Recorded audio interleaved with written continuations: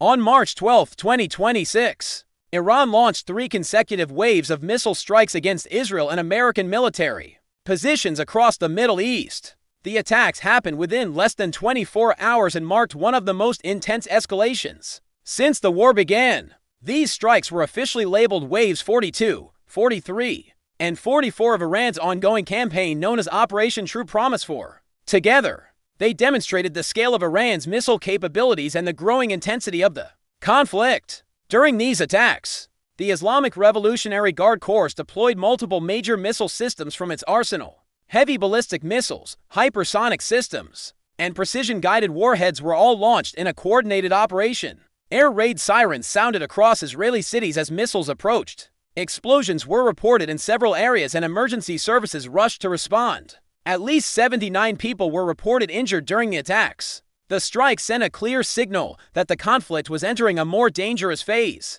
This was not simply another missile exchange between two enemies. It was meant to be a powerful message to both Israel and the United States. Just hours before the missile waves began, reports surfaced about Iran's newly appointed Supreme Leader. According to several sources, Mojtaba Khamenei had been wounded during the first day of the war. Since his appointment, he had not appeared publicly. His absence immediately sparked speculation about the stability of Iran's leadership during wartime. Shortly after those reports circulated, Iran launched the largest and most concentrated barrage of missiles seen so far in the campaign.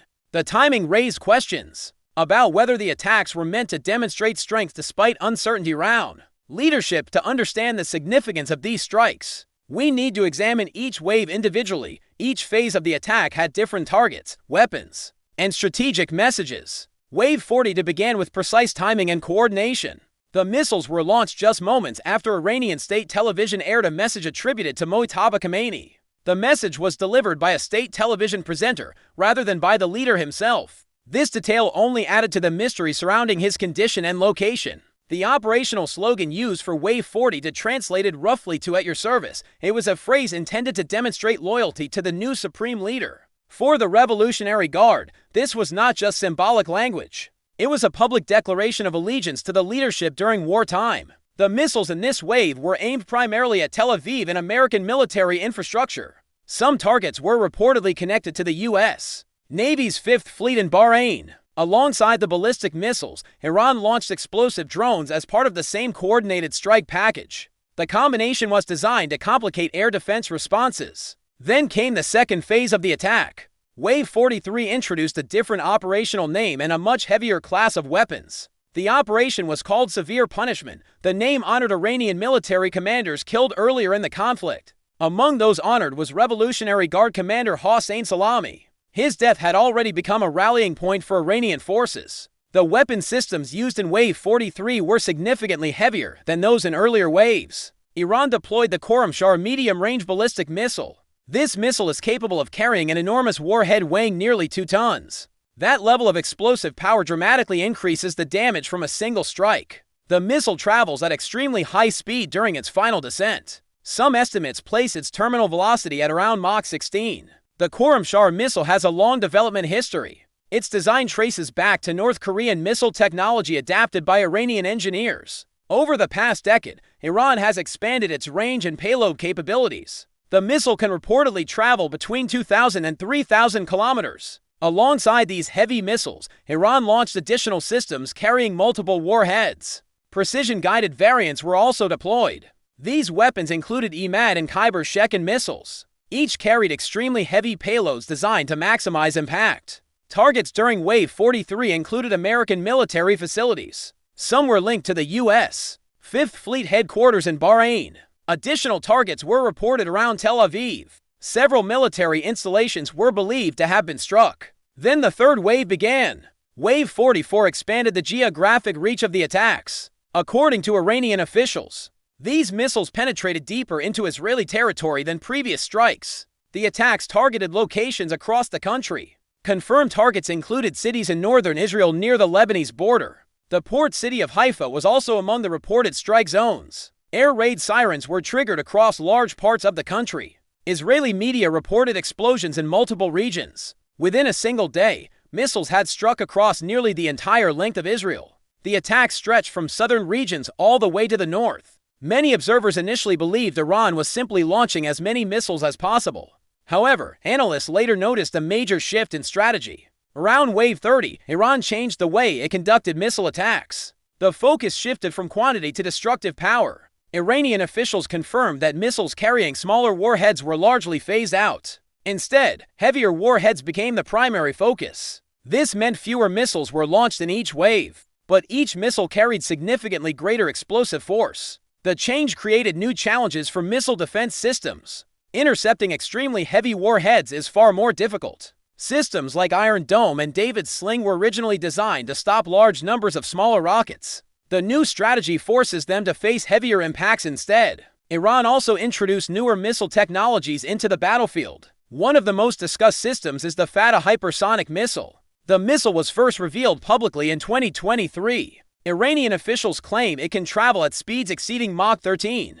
Hypersonic weapons can maneuver during flight. This makes them harder to track and intercept compared to traditional ballistic missiles. Independent experts remain cautious about these claims. However, even partial maneuverability could present serious challenges for defense systems. Another missile used in the strikes was the Kheibar Shekan.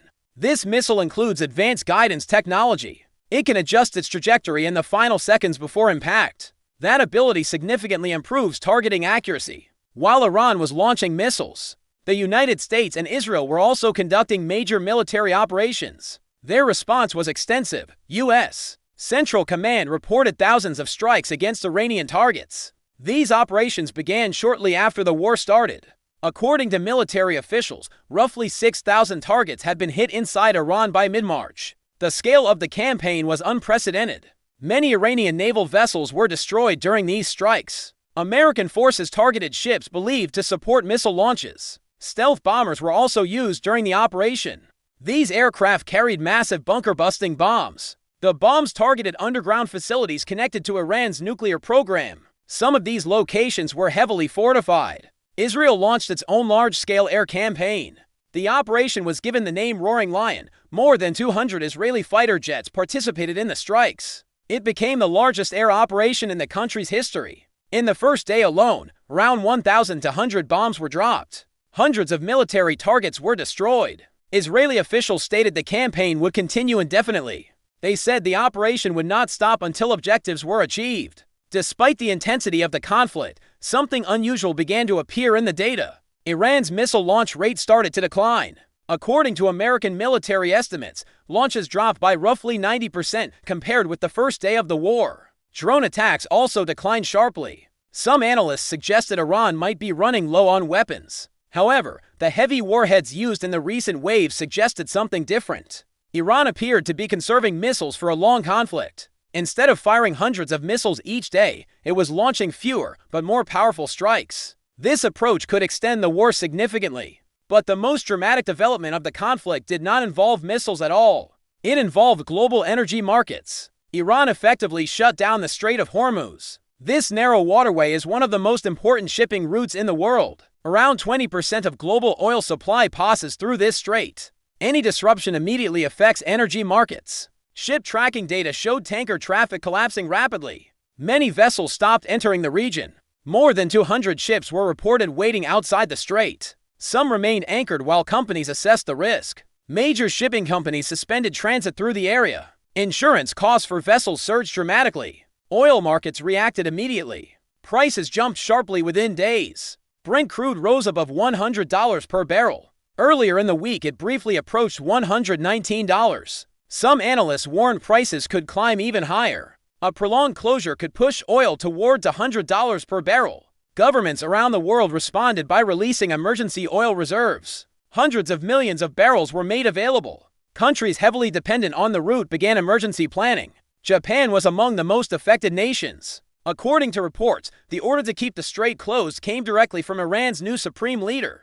This decision transformed the conflict. Mojtaba Khamenei had been appointed only days earlier. His leadership began during one of the most dangerous moments in the region's history. He reportedly received overwhelming support from Iran's Assembly of Experts. However, the circumstances of the vote raised controversy. Some clerics said they were not informed about the emergency meeting. Others criticized the appointment as resembling hereditary rule. Before becoming supreme leader, Mojtaba operated mostly behind the scenes. He was known as a powerful political figure. The United States sanctioned him years earlier. Officials accused him of supporting the Revolutionary Guard. Analysts describe him as a hardline figure within Iran's leadership. Some believe he could pursue even tougher policies than his father. Yet despite his new position, he has not appeared publicly. His first message to the nation was delivered by a presenter on state television. Since then, no confirmed video of him has emerged. This has fueled speculation about his condition. Meanwhile, the conflict continues to expand beyond Iran and Israel. Hezbollah opened a second front from Lebanon. Hundreds of rockets were launched toward northern Israel. Israeli forces responded with airstrikes inside Lebanon. The fighting displaced hundreds of thousands of civilians. Cities across the region remain under threat. At the same time, one tragic incident continues to shape public opinion in Iran. It involved a strike on a girls' school. The school was located near a military compound. Iranian officials say many children were killed. American officials say investigations are still ongoing. The incident remains deeply controversial. Regardless of the final findings, it has become a powerful symbol in the conflict. It has also intensified public anger. Today, the war stands at a dangerous turning point. Missile attacks continue and military operations are expanding. Global energy markets remain unstable. Oil prices are rising and shipping routes are disrupted. Major powers are becoming involved both directly and indirectly. The risk of wider regional conflict continues to grow. Yet despite all of this escalation, there is still no clear diplomatic path toward ending the war. The real question may no longer be who is winning. The more important question is what happens next. Because the conflict now unfolding is far larger than anyone expected when it began. And the longer it continues, the more unpredictable the consequences may become.